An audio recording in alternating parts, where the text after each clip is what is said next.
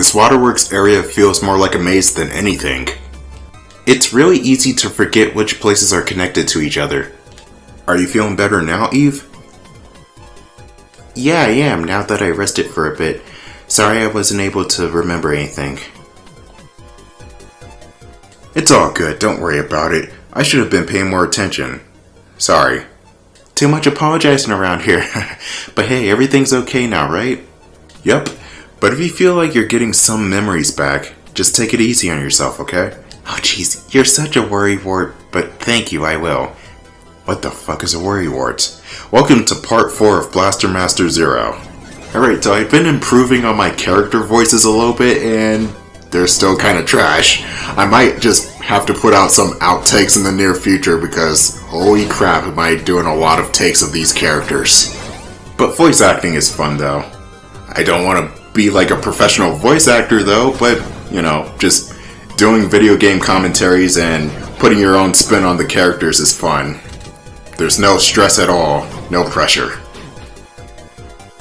But enough about that, let's talk about the level in question, the Waterworks area. It's a fucking sewer system. What an incredible smell you just discovered. This is the least interesting level in the game, because everything looks the goddamn same, the boss is too easy, and yeah, it's just those two, and it's a sewer level. And also, the soundtrack in this stage doesn't seem all there too, it just goes like it sounds like I'm trying to sing the 60s Batman theme but failing miserably, because that's what it sounds like. And of course, they had to put the two worst levels in the game right next to each other. You got the sewer level, then you got the water level coming up. But in my opinion, I think the water level in this game is not too bad. It's still one of the least desirable levels in my opinion. But it's not bad. Taking out all my frustration on these scuba diver shooter robot things. Those are new enemy types for this level, by the way. And they shoot on this grid formation, but they can't shoot diagonally, so you can use that to your advantage. They can't move diagonally towards you, so they have to like go to the left, then go down towards you in order to actually get in line to shoot you.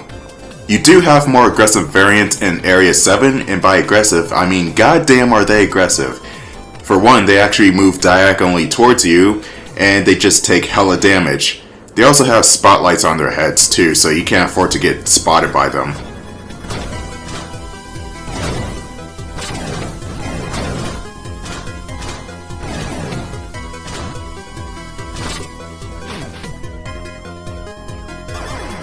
You see, it sounds like the Batman theme, except everything you know is completely and utterly wrong.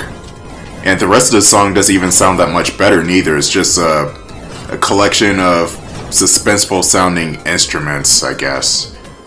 You see, this is where the original did it better, or at least this stage did the soundtrack better, because it sounded like music.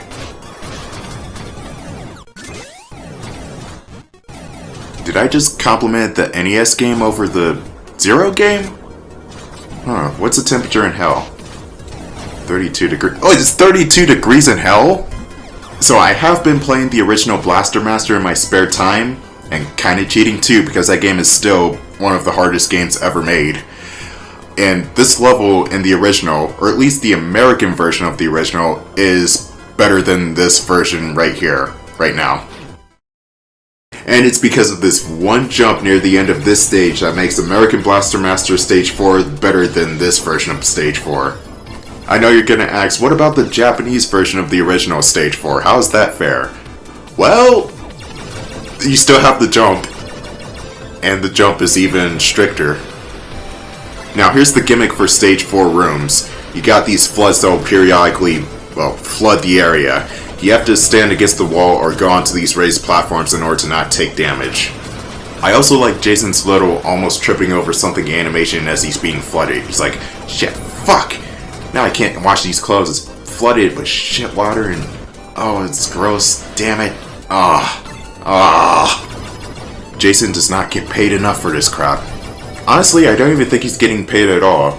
I mean, he is a robotics engineer, but I don't even know how much that job is paying him. And even then, it's the future. I don't know if they're getting paid in money at all. Could be a Star Trek thing. Like this scene in Star Trek First Contact where Alfred Woodard's character, Lily, was asking Picard how much the Enterprise cost. And then Picard went on this speech of, the economics of the future is somewhat different. You see, money doesn't exist in the 24th century. The acquisition of wealth is no longer the driving force in our lives. We work to better ourselves and the rest of humanity. But that didn't answer Lily's question of how did you build the fucking Enterprise? Maybe this universe also doesn't have money like in Star Trek, or maybe it does and I'm just overthinking things. The world may never know. But back to the flooding, I forgot to tell you how to tell when there's a flood in the area, or about to be a flood in the area. The screen will shake before the flood actually comes, so you'll get like a split second of the screen shaking a little bit, and that's how you can tell. There's also haptic feedback in your controller too, so you can tell that way. And let me tell you something, the rumbling on the controller itself is fierce. It's even more fierce on the Switch than it is on the PS4. The PlayStation controller rumbles a little bit, but the Switch just goes absolutely bonkers. Waiting for the flash floods to pass by can be tedious, especially when your controller is giving you a hand massage.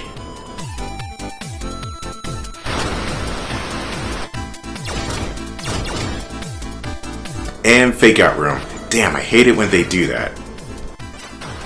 If you get pushed into the bottomless pit area, you won't die instantly. You'll just reappear on the platform with one less health point. Which is saying a lot, because if you get pushed into a bottomless pit in the original game, you just straight up lose life. And look what I found. Good old map of the Waterworks. And we'll show the Waterworks as a tangled old mess. Let me talk about Jason's on-foot platforming. If you jump from a height that is higher than Jason's normal jump, you will take damage, and anything higher than that will break his legs.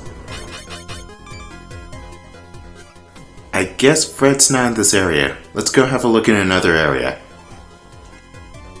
But as Jason alone, you have to be careful on certain jumps, as some of those jumps may just instantly kill you.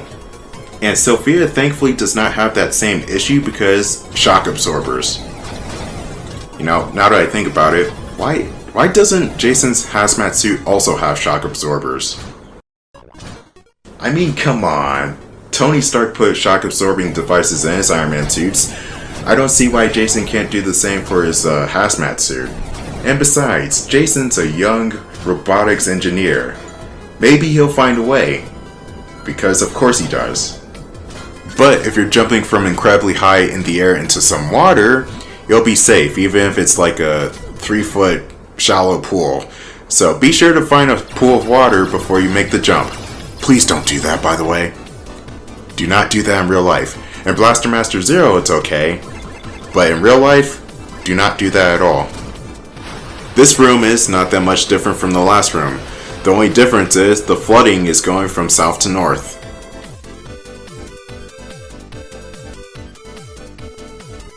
The flame weapon, which is your second to last gun level, is pretty useful in this area. You got these rocks that will be in your way that you have to burn. The rocks that go away with the flamethrowers are blue, so I'm guessing that they're ice? But they also look like the regular rocks, they're just colored differently. These guys right here get stunned with Wave, which is why Wave is such a powerful weapon. It stuns everything, or at least most of the enemies in the game. Ha!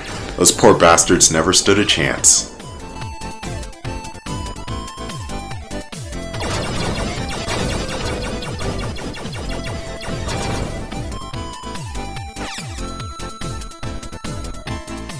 Oh boy, it's boss time. Let me see. Is it one of those more creative bosses, or is it just another... Oh, god damn it, it's a Mook Rush. Again! TADROLL'S snack time. What do the TADROLL'S do? They just jump around like idiots. You can obliterate them with Wave, or Striker, or even the Flamethrower. They're that easy. You know what? For the next part, I should make it a point to use my lower level weapons. And I'll probably forget about that since I don't even have those next parts recorded yet, but we shall see. And the funny thing is, I think these types of bosses actually return in the final area of the game. I know certain bosses come back, but I'm not sure if the rushes, the mook rushes come back. We did get something good out of this quote-unquote boss fight, the maximum shot. It is an alternate cannon ability for Sophia. It fires a wide shot which will cover enemies on the ground as well as enemies slightly above you. That's what the shot looks like, but remember that the maximum shot takes a bar of special gauge.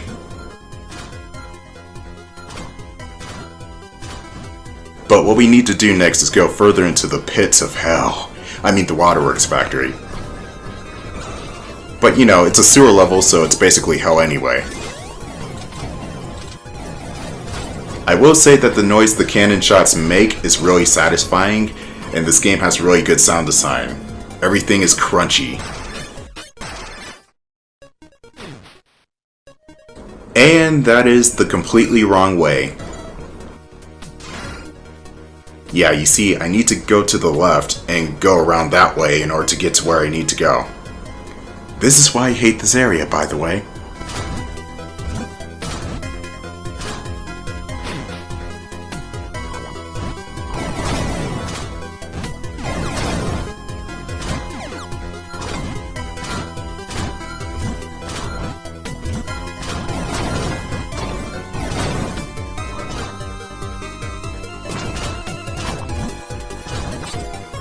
Alright, so here's a drop that will lead you to a body of water, and in that body of water is an obstruction in the drainage system. Shoot that obstruction. And let there be air! From here, continue on to the right and go down for the rest of the level.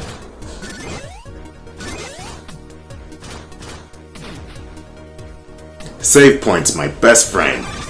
Now here's a good thing about save points other than just saving. If for whatever reason you find yourself separated from Sophia, let's just say you disembark the tank and you go as Jason on foot and you can't get back to the tank, but there's a save point, you can press the R1 button while on the save point in order to summon Sophia.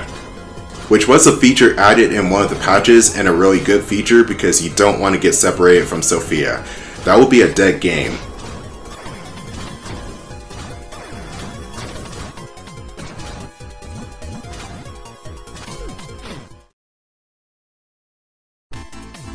Ah, damn it, I did not fix my night vision mode for this visor. Well then just use flash, Jason. Let there be light! Oh, I almost got shot there. Who do you think you are, scuba diver robot thing? Is it a mutant or is it just a robot?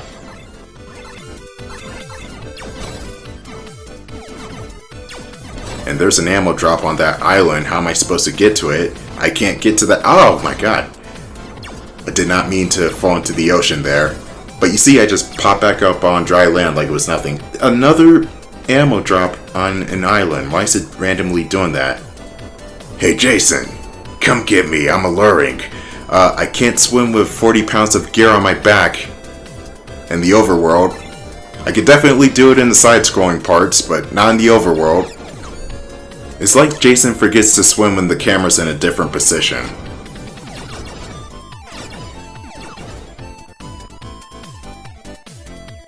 And here's the fourth life up in the game. Sweet.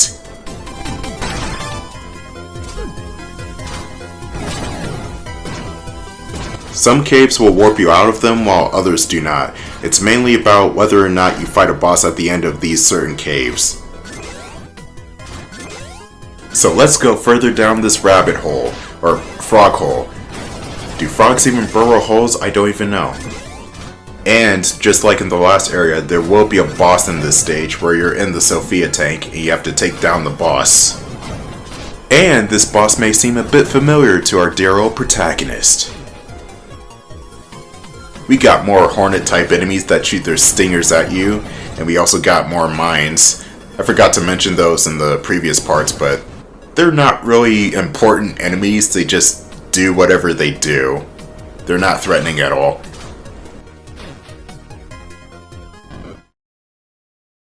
We got a huge mutant here. Maybe it's my imagination, but I can't help but think that kind of looks like Fred. Ew, this thing is nasty. It's so slimy. Eve, I totally get what you're saying, but let us focus here.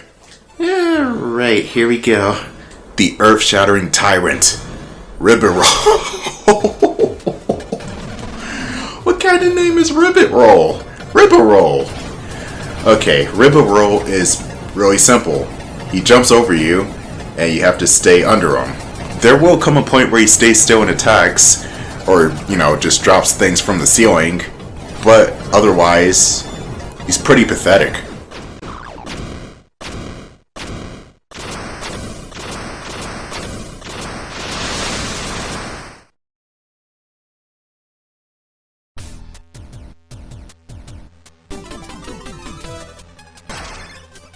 Looks like this is the security program that opens the shutters in the Waterworks area. Right on! Looks like we'll be able to remove the security and pry some shutters open. Yep, I'll install the security program into your blaster rifle. You don't even have to exit Sophia, just get close to the shutters and you'll be able to crack the security. However, if Sophia can't get close to a lock, you'll have to access them on foot to get them open. Got it, thank you. After all this, how are things going over in the glacier area? Hang on just a sec, looks like there's even more of them now than there was before. Besides, Fred's signal still hasn't moved, but those mutants gathering. There's a chance they might be after something. Let's get over there as quickly as we can. Alright, no backtracking required. Well, a little bit of backtracking because we have to get back to the top of the area, but we don't have to go to like Area 1 again, so that's good. But before we get back up there, there is one more boss fight in this area that I need to take care of. I need to get another weapon. And this boss is pretty cool, but we'll see him when we get to him. Instead of descending, we are now climbing. I don't know what these little red jelly things are, but they're kind of annoying. They just hop from wall to wall and ceiling to floor, and they're kind of hard to shoot at. Well, not really, but they're really difficult when you can't get a beat on them.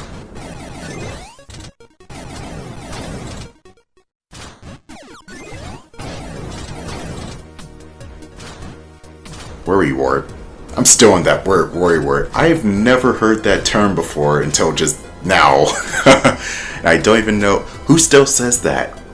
That's like saying haberdashery or shindig. Like, what the hell is a worrywart? And yes, I did look it up. I did look up the word worrywart, and I still don't know who would say that in this particular context. But whatever, it's one of those old Englishy words that you'll hear once in a lifetime. It's a special case.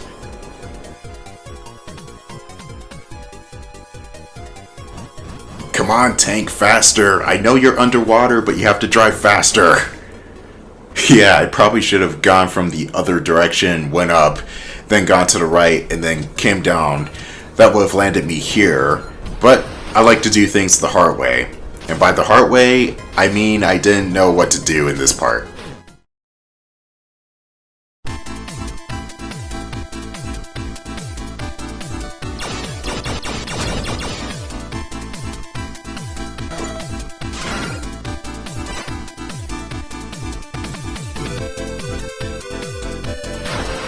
I was trying to provoke a flash flood to happen so that way I don't get surprised.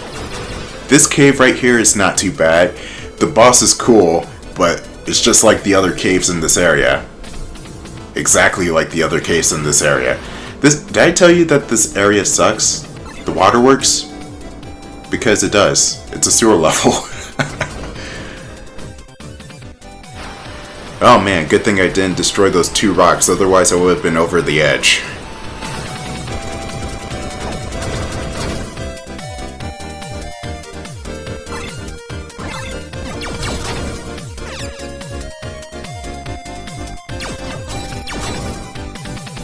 Massive shortcut here provided you have the flamethrower. And that will cut 20 seconds off this particular room.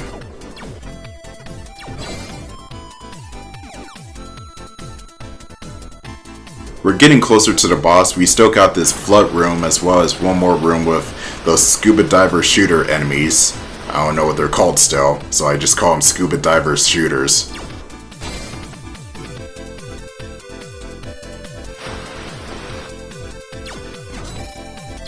Oops, didn't mean to do that.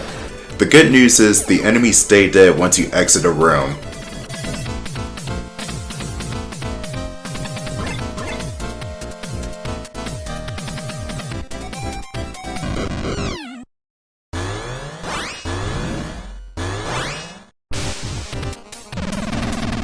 Spark Salamander, which would sound like a badass Mega Man X Maverick if I do say so myself. He's pretty easy, but he's also fun. His main attack is dashing towards you, but he's got a couple of different attacks, like throwing his tongue out at you or trying to electrocute you or something. I don't know personally because I take him out just like that. But with that boss fight out of the way, we got the Spark Tackle, which unleashes a high-speed tackle attack. And it's good for those worm enemies on the ground we saw earlier. Seems like Fred's signal is in the glacier area. First, let's look for a way to get to the next area. So I'm gonna speed this up a little bit because, quite frankly, this area is boring to look at. And by the time I got to the top, it was like 5 minutes past, so I don't want to bore you guys. I also kept hitting dead ends too. I don't know what I was doing. I had a map, and I wasn't even looking at the map. Oh, that is gonna change next level. Now, the next level is not labyrinthian by any means, but it's huge. It's a huge level, and you don't want to get lost there.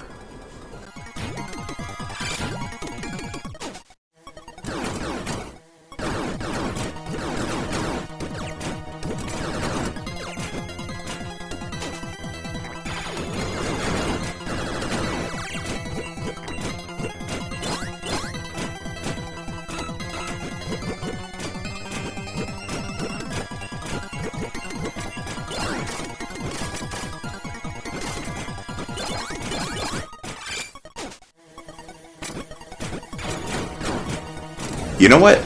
In a weird way, I think I've inadvertently made the stage theme better with the speed up on. Oh boy. We're coming upon the end of the level, and this is where most players will probably lose their first life on. Well, not their first life. There is no life system in this game, technically, but this is the first time they will probably die. Say hello to the leap of faith that was in the original Japanese meta fight, and the Americans thought was so hard that they actually toned down the leap of faith aspect and just put regular platforming sections. Here goes nothing. Ooh, first try. Now, I usually get that on my second or third try because the grabbing up on the ladder is really finicky in midair. You have to press jump the exact moment you make contact with the ladder. If you don't, you'll just miss. And don't worry, there is that body of water there, so if you do miss, just aim for the water. Don't go for land. As for the jump and meta fight, there is no water anywhere here, and the ladder is literally as tall as the character himself. If you miss the jump, you are going to die without a doubt. It is that brutal. Looks like from here on out is some man-made sea. This is gonna suck. Sophia doesn't have much underwater mobility, so getting through this is looking pretty impossible. Eve, can you check to see if there's anything in this area that could help with Sophia's underwater mobility problem? Yep, already on it. Just give me another second here and got it. Looks like I'm getting a signal from a chip that seems like it could help with Sophia getting through the sea. Aw no, the chip is in the sea though. I guess I'll have to dive in there and go fetch it out myself. The waters can get really rough, so please be careful. Well, here's that water level. It's not too bad actually. I'll see you in part 5 of Blaster Master Zero.